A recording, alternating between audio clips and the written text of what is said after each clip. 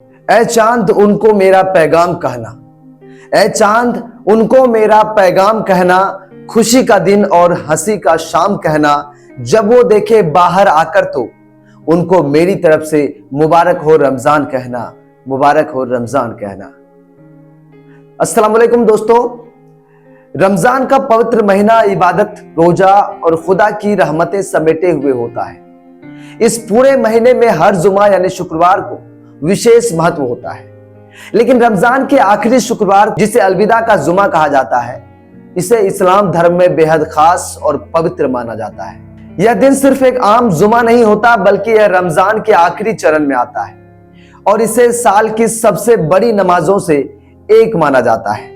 इस मौके पर देश भर की मस्जिदों में विशेष नमाज अदा की जाती है और लाखों की तादाद में लोग अल्लाह से रहमत की इबादत और दुआ मांगते हैं। इस्लामिक मान्यताओं के अनुसार जुमा को हफ्ते का सबसे बेहतरीन दिन माना जाता है, लेकिन रमजान के आखिरी जुमे यानी अलविदा जुमे के नाम से जाना जाता है और इस दिन इबादत करने का सवाब यानी पुण्य कई गुना बढ़ जाता है। रमजान के आखिरी दिनों में यह दिन बंदों को अपनी गलतियों और गुनाहों की माफी मांगने का सुनहरा अवसर यानी मौका देता है।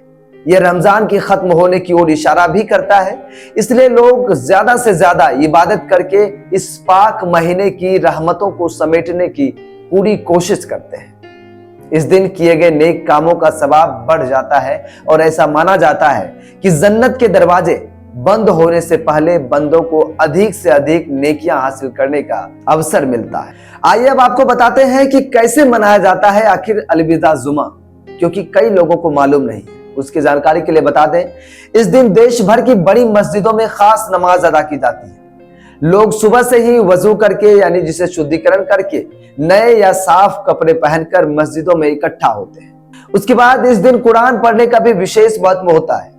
लोग रमजान के दौरान अधूरे रह गए कुरान शरीफ के हिस्सों को पूरा करने की कोशिश करते हैं। आज के दिन माना जाता है कि इस दिन मांगी गई दुआएं कबूल होती है। लोग अपनी गलतियों की माफी मांगते हैं और अल्लाह से रहमत, बरकत और अमन की दुआ करते हैं। इस्लाम में गरीबों की मदद करना बहुत ही बड़ा पुण्य माना जाता है, खासकर रमजान के महीने में। अलविदा जुमे के दिन कई लोग ज़कात और फितरा अदा करते हैं। भारत में अलविदा जुमे की परंपरा है। बता दें, भारत में दिल्ली की जमा मस्जिद, लखनऊ की टीले वाली मस्जिद, मुंबई की हाजी अली दरगाह, अजमेर की दरगाह शरीफ, हैदराबाद की मक्का मस्जिद जैसी जगहों पर इस दिन लाखों लोग नमाज अदा करने के लिए इकट्ठा होते हैं, क्योंकि इस जगह को खास माना जाता है।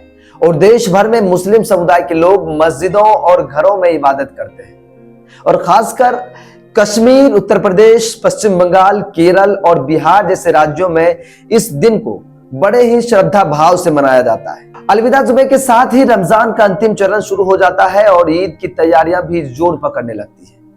यह दिन रमजान के खत्म होने का संकेत देता है, इसलिए लोग इसे पूरी श्रद्धा और भक्ति के साथ मनाते हैं, पूरे विश्वास के साथ मनाते हैं। यह सिर्फ एक दिन की इबादत नहीं है, बल्कि आत्मचिंतन और आध्यात्मिक शुद्धिकरण का अवसर भी होता है। अल्लाह से दुआ की जाती है कि आने वाले साल भी बरकत से भरा हो और इंसानियत को अमन और चैन मिले।